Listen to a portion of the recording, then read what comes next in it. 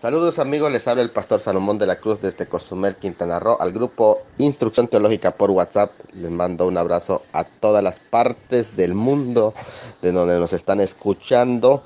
Estoy presentando mi libro Cuatro aspectos del reino de Dios, que es el fascículo 5 de escatología, y que en esta ocasión estoy hablando prácticamente en el capítulo 3, que se llama el reino presente. Ya hemos presentado dos aspectos, que es el reino eterno, el segundo aspecto que fue el reino teocrático, y a continuación les presento el reino presente, que trata de los aspectos universal, espiritual y misterioso de este reino de gracia también que está en el presente. Bueno, este reino que vamos a estar hablando del reino presente, que necesitamos para explicar en una forma clara este aspecto, es muy necesario que describamos algunas características que prácticamente definen el reino presente. Y el primer aspecto que vamos a estar definiendo es esto: el reino presente tiene un aspecto universal y no solo nacional. Acuérdense del reino teocrático, que prácticamente tiene un aspecto más nacional en Israel. Pero cuando hablamos del reino presente, su aspecto se enfoca más al universal que al nacional. Entonces, se trata del poder real de Dios, o su poder de reinar. En ese sentido, el reino de Dios abarca todo el universo. Romanos 11:36 abarca todo lo creado por él, según Colosenses 1:16, y toda la historia de los siglos, 1 Timoteo 1:17. Aunque la frase reino de Dios ya hemos visto que no aparece en el Antiguo Testamento, pero se dice que Dios es rey soberano y dueño de todos los creyentes, incluso de incrédulos, y se enseña que Él es el rey de Israel, según Números 23:2, Isaías 43:15. Y también aparece como rey del mundo en el Salmo 24, que dice que Él es el rey de todos, ¿verdad? El reino predicado por Jesús es, ¿cuál reino? El reino davídico. Pero la presencia del reino universal y espiritual también existió mucho antes de que las promesas fueran dadas a David. Además, aunque la tierra ha sido afectada por la rebelión, Dios rige su universo. Si lo que Cristo ofrecía era el gobierno universal, tal anuncio no hubiera tenido especial significado para Israel, ya que el gobierno ha sido siempre reconocido en el pueblo de Dios. Entonces aquí se trata de un aspecto que le llamamos universal, más que meramente nacional.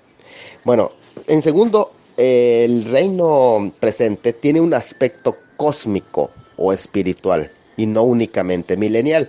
Ahora, no estamos negando para nada, porque vamos a dedicar todo un capítulo al reino mesiánico milenial, pero lo que estamos diciendo, que hay un aspecto que trasciende más al milenial, y es el aspecto más cósmico.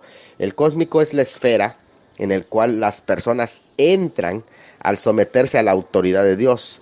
Es en este aspecto cósmico que se sometieron bajo la voluntad y autoridad de Dios los antiguos creyentes preeclesiásticos, es decir, antes de que la iglesia existiera, que ellos ingresaron al reino de Dios por la fe. Recuerden que aunque no eran parte de la iglesia, porque no existía la iglesia, sí eran parte del reino. En este sentido, el mismo aspecto que nos vamos a relacionar con estos, que sin ser de la iglesia, forman parte del mismo reino. Entonces nosotros nos relacionamos con ellos no porque pertenezcan a la iglesia, son del pueblo de Dios, pero pertenecientes a su reino, pero no a la misma iglesia, porque la iglesia, recuerden, no existía, o los de la gran tribulación cuando la iglesia no esté presente. Cuando alguien se somete a la autoridad de Dios en el reino, ¿qué es lo que pasa? Llega a ser hijo de Dios, hijo del reino, perdón, y forma parte del pueblo de Dios. El reino, entonces, prácticamente aquí está haciendo referencia en este sentido solamente, cósmico, a la esfera de la salvación. Entonces es importante entender ese aspecto. A Israel se le prometió el reino, pero hay algo importante que también hay que aclarar. ser israelita no garantizaba la entrada a dicho reino, porque lo que se hacía necesario para entrar, o los requisitos para entrar, era arrepentirse y creer. Marcos 1, 14 y 15 dice: arrepentidos porque el reino de los cielos se ha acercado. Y aunque la decisión del hombre no determina en el sentido universal el hecho de que Dios sea rey, no está determinado precisamente por la decisión del hombre, porque Dios sigue siendo rey. Pero en el sentido espiritual, lo que hace es que determina la naturaleza de la relación del hombre con ese reino.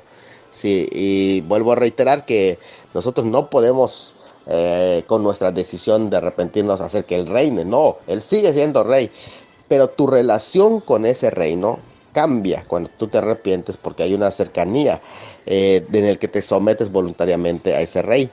Este aspecto del reino es una realidad presente aquí y ahora en la iglesia. Sin embargo, esto no niega, al contrario, nos prepara para recibir la futura realidad del gobierno de Dios. En otras palabras, aunque ya estamos viviendo el reino, no estamos reemplazándolo en el presente para decir que ya no va a haber reino. Continuamos en el próximo audio. Bueno, si bien el reino es escatológico, teocrático, es el que aquí se le llama también a ese reino, se le conoce como el reino de gloria en Mateo 16, 27 o 24, 30. Pero el reino presente, que es un aspecto que no se le puede negar, es el reino de gracia. Es importante que hagamos esta distinción.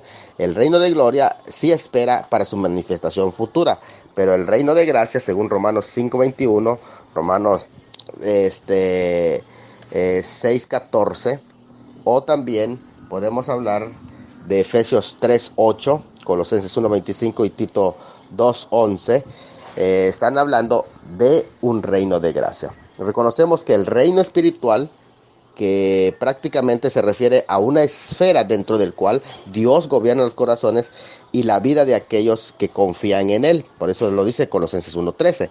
Este aspecto del reino está presente en todas las edades y épocas. De hecho, aún durante el milenio, habrá quienes entrarán dentro del reino davídico, que es importante que entendamos esto, sin estar en el reino espiritual. En otras palabras, físicamente estarán durante el periodo del tiempo del reino mesiánico, pero espiritualmente no estarán dentro del reino espiritual, y a ellos se les llama pecadores todavía en ese periodo de tiempo. Por lo cual, recibir a Cristo en sus corazones prácticamente es importante para que nosotros entremos o seamos introducidos en el reino de Dios.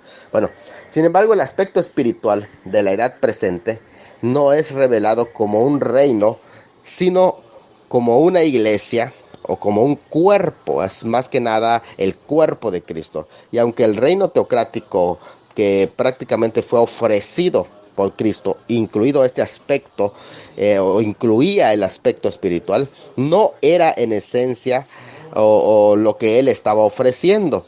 O sea, no era la totalidad. Sí lo estaba incluyendo, desde luego, el aspecto espiritual, pero Jesús estaba ofreciendo el reino mesiánico. Desde luego que incluye este aspecto. Este aspecto era algo también importante, el aspecto espiritual o cósmico. Bueno, ahora vamos a ver que este reino presente también tiene un aspecto misterioso, no revelado en el Antiguo Testamento. Es importante que nosotros captemos este concepto. El misterio del reino de los cielos, o el aspecto presente del reino de Dios, se trata entonces de una nueva revelación que realiza cambios en la vida espiritual entre los hombres, hoy por medio de la fe y a través de la iglesia. Recuerden, ese es el aspecto misterioso que no fue revelado en el Antiguo Testamento.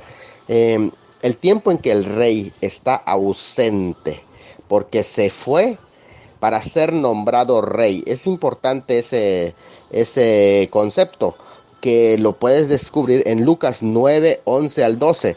Y sí es importante entender que dice que fue para recibir reino.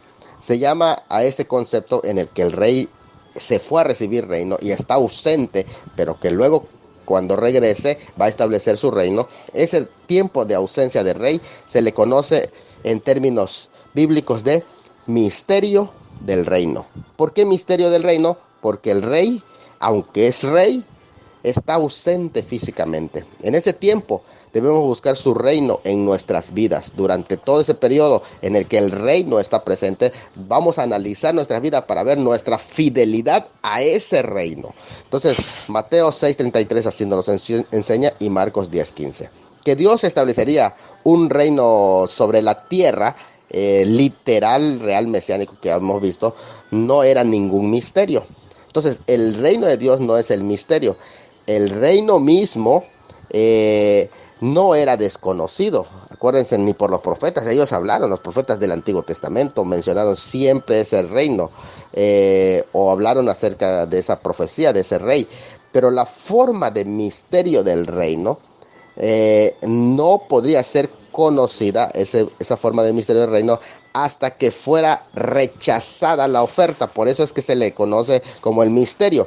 ¿Cuándo se introdujo el misterio? Cuando los judíos en Mateo 12 y 13 rechazan esa oferta del reino y todo lo que los milagros que Jesús ofrecía como evidencia de que ese reino estaba ahí presente, fueron atribuidos a Belcebú. Y entonces, cuando viene ese rechazo del Mesías de parte del pueblo escogido, viene a introducirse la etapa que se llama el misterio del reino de los cielos, el que lo explica el Señor, que es el tiempo durante el cual el rey se encuentra ausente. Entonces, el misterio, ¿en qué consistía?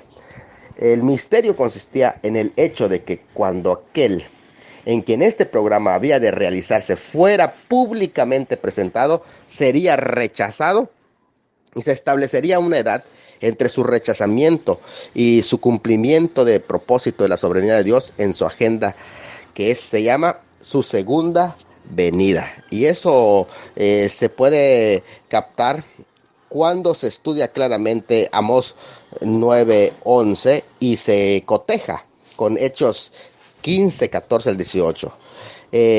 Reconocimiento de la iglesia, que prácticamente iba a ser introducido durante ese periodo de tiempo, y el retorno de Cristo, y también iba a incluir el restablecimiento del reino davídico. Entonces, ¿qué cosas se iban a ver según los estudios de estos pasajes de Amós y de Hechos mencionados? Primero, un reconocimiento de la iglesia, el retorno de Cristo y el establecimiento del reino davídico. Iban a ser, o sea, lo que se llama el tabernáculo de David que está caído. Entonces se iba a levantar, según esos pasajes.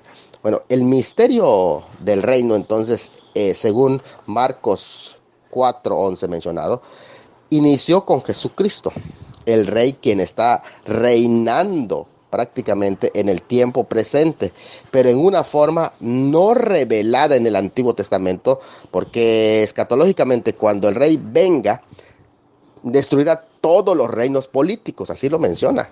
Pero en estos momentos, solo el dominio espiritual se está ofreciendo a los hombres. Es decir, el primer aspecto ya se está ahora en el presente, que es el aspecto espiritual de ese reino. Entonces, este misterio lo vamos a seguir analizando en el próximo audio. Entonces, este misterio del reino fue introducido en ocasión del rechazamiento de Israel, de tal manera que Israel rechazó al Mesías, y lo que hizo de la genuina oferta que el Señor Jesucristo les presentó, que lo hemos visto, y entonces se introdujo este misterio. Sin embargo, la forma del reino en esta época presente es temporal. O sea, temporalmente, ¿por qué razón? Porque en realidad espera a la forma real del reino, que todavía es futura. Entonces es importante que entendamos que esta forma del reino prácticamente es una preparación para el reino milenial y mesiánico futuro. Si bien la iglesia, escuchen esto bien, es una forma del reino, es decir, el reino en forma de misterio, y participa y anticipa las condiciones del reino, en el cual al presente prácticamente existe en ella, es decir, el reino de Dios está siendo proyectada a través de la iglesia en este momento, según Colosenses 1:13, 1 Corintios 4:20, 2 Timoteo 3:5, 1 Juan 3:16 al 17 y Romanos 4:17. Con todo, no es la iglesia equivalente al reino mesiánico. Necesitamos descartar esa idea de que pensar que la iglesia es el reino mesiánico o es el reino escatológico milenario o que estamos durante el milenio, como el concepto milenialista. No es el milenio prometido en el Antiguo Testamento o anunciado por Lucas 1:30 al 33. Necesitamos saber eso. Las consecuencias en las que han caído los que identifican a ambos, la iglesia y el reino, es una confusión de conceptos, olvidado de las profecías escatológicas para Israel y desvaneciendo las líneas divisorias de lo que se llaman profecías, las sazones o las dispensaciones diferentes. Y aunque ambas están ligadas, el reino y la iglesia, no son idénticas.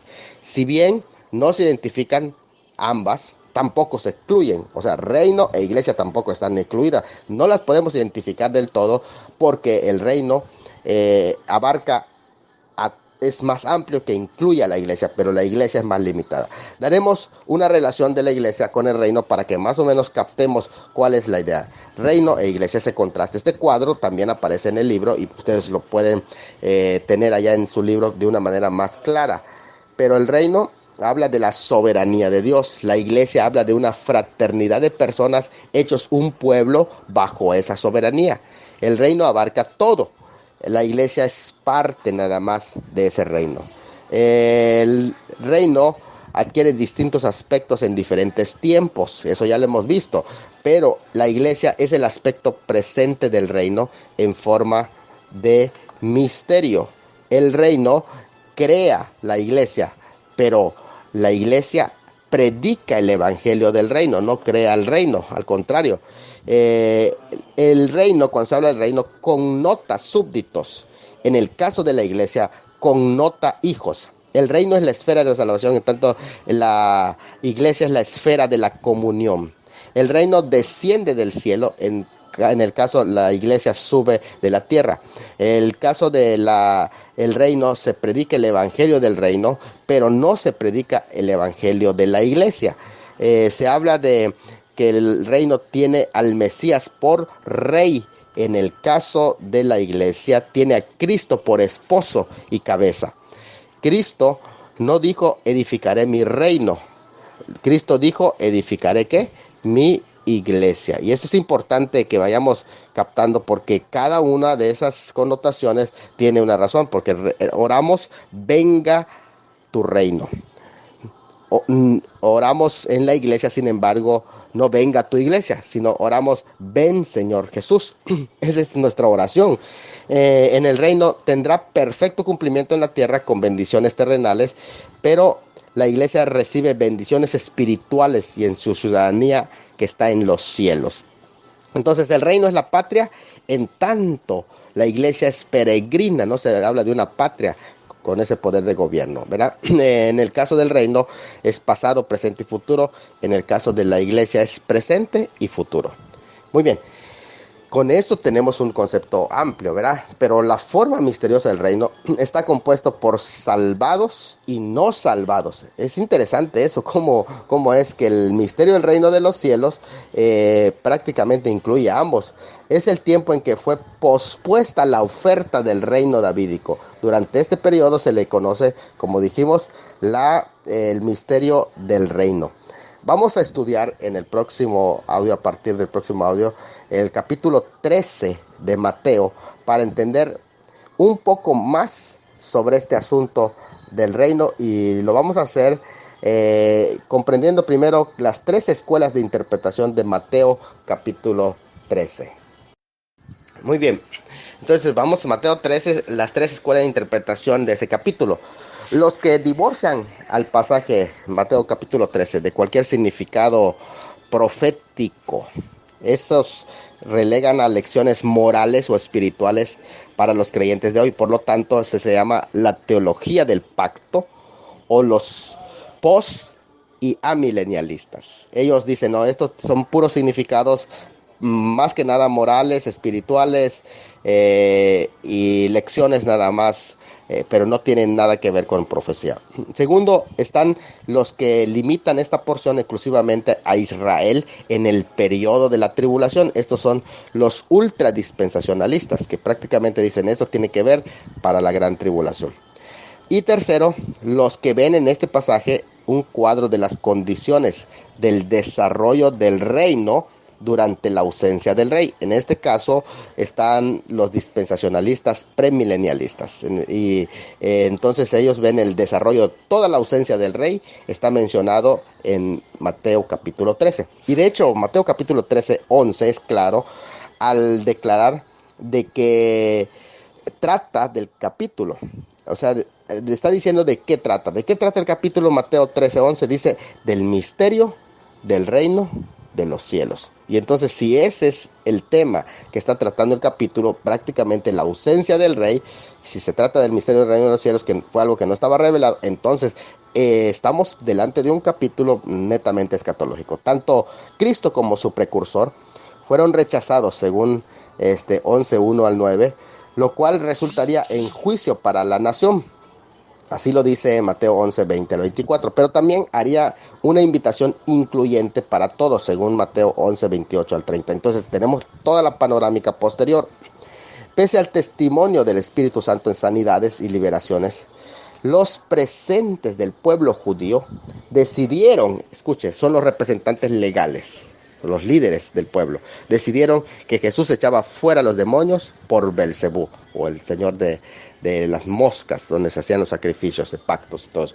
Es la razón por la que Jesús hace una advertencia de ceguera judicial y un juicio para la nación. Ahí están los pasajes en 12, 31 a 32. Este capítulo 12, entonces, terminó con Israel en cuanto al testimonio se refiere. De ahí en adelante pone a un lado las relaciones naturales que sostenía Israel con Dios basados en el pacto y deja en claro que sus bendiciones no se alcanzan por medio del nacimiento físico y establece una relación basada en fe. Mateo 12, 46 al 50. Y ahora que Israel ha rechazado el reino ofrecido, el rey ha de estar ausente, quedando prácticamente algunos cuestionamientos de los que vamos a hablar. Vamos a ver estos cuestionamientos. Primera pregunta, ¿qué sucedería con el reino de Dios? Esa es una de las preguntas que el Señor va a dejar allí presente y los va a también responder. Entonces, es inimaginable que debería de ser abandonado ese reino y este capítulo 13 lo que hace es que detalla los eventos que sucederían con el reino durante el tiempo del rechazamiento del Mesías. Prácticamente se van describiendo qué está pasando, qué va a pasar durante el tiempo en el que el rey fue rechazado, hasta que regrese ya para establecer su reino. Entonces, hasta su recibimiento, su segunda venida. Ese es el tema que se llama el misterio de ese reino. Y es lo que describe que va a suceder. Otra pregunta que ahí responde, ¿de qué se trata ese misterio del reino de los cielos? Que prácticamente aquí se presenta como algo muy claro. El misterio del reino de los cielos, primeramente yo quiero dejarlo bien claro para que no haya confusión, no consistía o no, ese misterio no era que Dios establecería un reino sobre la tierra, porque eso no era un misterio, realmente estaba claramente prometido en los pactos, ya lo hemos visto cuando estudiamos los pactos, y estaba anunciado por los profetas, pero tampoco ese misterio era que manifestaría su soberanía sobre la descendencia de David para reinar. De hecho, eso prácticamente es parte de los pactos. O sea, no es un misterio, segundo de Samuel 7:16. Y mucho menos que los gentiles serían incluidos. Ese no es el misterio, porque ya Isaías 42, 1 al 4 y Joel 2, 28 al 29, incluso Amós hace una referencia, aunque sea a Efraín y que se le aplica a los gentiles porque se mezcló Efraín. Sin embargo, no es un misterio eso de que ellos iban a estar incluidos los gentiles, no. El misterio más bien consistía en el hecho de que cuando el rey de este reino fuese presentado, ¿qué es lo que iba a suceder? Sería rechazado y entonces establecería una edad entre su rechazamiento y su cumplimiento con una segunda venida del Mesías, que esto sí era un misterio, porque ellos hablaban de la venida del Mesías, pero nunca hablaban de una primera y segunda venida. Aunque ya después con análisis exegético a la luz de la hermenéutica del Nuevo Testamento se puede analizar primera y segunda venida en el Antiguo Testamento, no obstante no se podía llegar a esa conclusión porque no estaba revelada plenamente, como hoy algunos objetan entre el arrebatamiento, el harpazo y la epifanía. Bueno, pero el reino en su forma de misterio prácticamente que se refería al tiempo entre las dos venidas de Cristo. Entonces los misterios del reino de los cielos describen las condiciones que prevalecen sobre la tierra en ese periodo intermedio mientras el rey se encuentra ausente. Estos misterios del reino prácticamente se refieren a qué? Claramente se refieren a cosas que no habían sido reveladas hasta entonces en el Antiguo Testamento de una manera clara. Esta prácticamente, definitivamente, era limitada en cuanto a tiempo y manifestado así la esfera de la manifestación de la fe en el presente siglo. El misterio consistía en el hecho de que cuando el rey de este reino fuese presentado, prácticamente, reitero, sería que rechazado y se va a establecer una edad entre su rechazamiento y su cumplimiento con una segunda venida del Mesías. El reino en su forma de misterio prácticamente se refiere a este tiempo entre las dos venidas de Cristo. Entonces es importante que nosotros logremos captar esto. Por eso lo reitero, hago fuerte la reiteración. Entonces los misterios del reino de los cielos describen condiciones que prevalecen sobre la tierra en este periodo intermedio mientras el rey está ausente. Estos misterios del reino se refieren prácticamente a cosas que no habían sido reveladas hasta entonces. Este periodo no es igual al reino milenario, porque el reino milenario, acuérdense, fue anunciado claramente en el Antiguo Testamento. Tampoco es el mismo periodo del reino espiritual, ni limitado a la iglesia, pues en este reino hay individuos, y es importante que lo entendamos, no es la iglesia, porque en este reino hay individuos salvos y hay individuos no salvos. Por lo tanto, se refiere tanto a al pueblo de la iglesia, que son los salvos, como a Israel, que no son salvos hoy, y también incluso incluye a los gentiles. De ahí que en ese todo se habla de trigo, se habla de cizaña, se habla de peces buenos, de peces malos. Y todos están incluidos dentro de ese reino. Ese reino incluye más entonces. Entonces es importante que entendamos esta ampliación de concepto de lo que es el reino de Dios, porque entonces ya no lo vamos a limitar meramente a la iglesia. Menos aún se refiere al reino eterno que ya hemos analizado y que ya hemos visto. Estos misterios están claramente limitados al tiempo entre las dos venidas del Mesías, la primera y la segunda venida. Al afirmar esto, el reino de los cielos es semejante a, se establece un límite y quiero seguir ampliando en el próximo audio. Sí, entonces, al afirmar el reino de los cielos es semejante a, lo que se está estableciendo es el límite de tiempo para el principio del asunto del cual está tratando. Este reino prácticamente está asumiendo la forma descrita en las parábolas, es lo que está diciendo.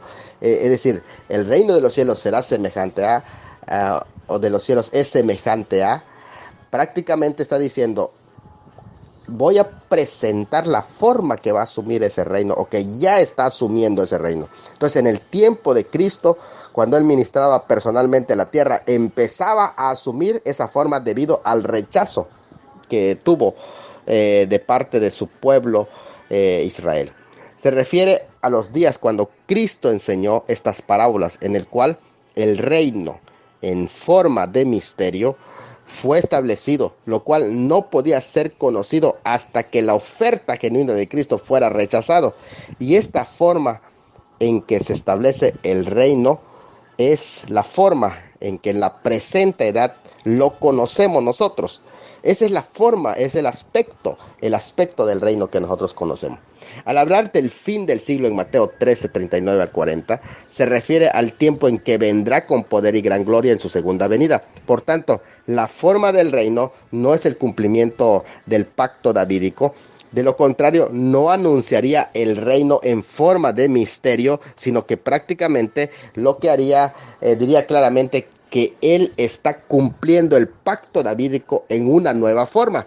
Y entonces cuando dijera, ¿saben qué? Siempre no les cumplo como dice en el Antiguo Testamento, sino que ahora la forma de cumplir sería espiritual. No se mencionaría de esa manera. Sin embargo, él dice, está asumiendo una nueva forma.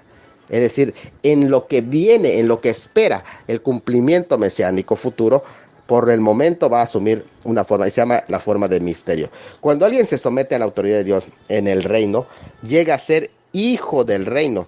Eso es importante que también nosotros comprendamos, porque a partir de entonces, la persona forma parte del pueblo de Dios. El reino entonces, aunque crea a la iglesia, o sea, crea la iglesia y ella predica el evangelio del reino, no pueden ser confundidas. Ambas tienen que ser diferentes. Ella es prácticamente el instrumento, la iglesia, y custodia del reino en este tiempo. Pero el reino es la esfera ¿de qué? El reino es la esfera de la salvación y la iglesia la de la comunión de dicho reino. Entonces es importante que nosotros entendamos estos conceptos para que no confundamos. Pero aunque ligadas, recuerden, no son idénticas la iglesia y el reino. Si bien la iglesia es una forma del reino en que el misterio y anticipa las condiciones del reino en la cual existe en el presente en ella, Colosenses 1:13, sin embargo, no es equivalente al reino mesiánico escatológico. Eso lo dejamos muy claro porque necesitamos nosotros saber que no está reemplazando en ninguna manera el reino anunciado por el ángel en Lucas 1:30 y 33. Pedro hizo un llamado a la nación para que se arrepientan y que así apresuraran la venida de ese reino, según Hechos 3:19 al 21. Y aunque este llamado no constituye un ofrecimiento del reino, sí muestra que el propósito determinante de Dios es su reino, Hechos 20:25, y que su condición sigue siendo ¿qué? El arrepentimiento. O sea, no ha cambiado eso. Ese mismo ofrecimiento que Dios le hizo y que Juan Bautista, el Señor Jesús le hizo al pueblo, no ha cambiado los requisitos. Para todo es el mismo requisito. Cuando se acerque el fin del siglo, antes de la segunda venida de Cristo, recuerden, la misma oferta del reino será reanudada. Esa misma oferta que fue rechazada ahora va a ser reanudada, y eso es muy claramente en Mateo 24:14, Apocalipsis 7, Apocalipsis 11, Mateo 17:11, Apocalipsis 14:16 o Salmo 2:8. Viene una pregunta: ¿cómo se aplican las palabras al presente siglo de misterio? Es interesante porque se habla del presente siglo de misterio. Miren, vamos a ver cada una de las parábolas y cómo cada una de esas parábolas tienen aplicación el día de hoy. Por ejemplo, la parábola del sembrador habla de los inicios y se caracteriza por la siembra de la simiente, de la semilla. La parábola del trigo y la cizaña habla de cristianos sufriendo por causa de los hijos del malo durante este periodo de tiempo. La parábola de la semilla de mostaza habla del origen humilde y culminación gloriosa de ese reino. En ese sentido, la parábola de la levadura habla de una corrupción doctrinal por un falso sistema religioso. Una mujer que aparece allá. La parábola del tesoro escondido en el campo es Israel que será salvo. La parábola de la perla de gran precio es la iglesia que salva durante ese periodo. Vean que está Israel y está también la iglesia. La parábola de la red es el juicio que separará a los creyentes de los impíos. El transcurso de la edad presente como misterio del reino está descrita toda en esas parábolas.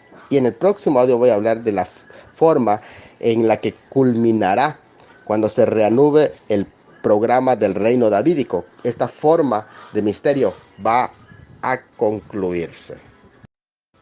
Muy bien, esta forma de misterio del tiempo presente, que es el reino de gracia, culminará cuando se reanude el programa del reino del programa y del reino davídico, y entonces entra en acción ya. Pedro mismo hizo un llamado a la nación para que se arrepientan y así apresuren la venida del reino. Aunque no constituye un ofrecimiento del reino, sí permanece prácticamente el reino como el propósito determinante de Dios. La oferta será reanudada al final del siglo presente, lo vimos en el audio anterior, y hay muchos pasajes. El hombre reina con Cristo cuando abandona toda pretensión de reinar.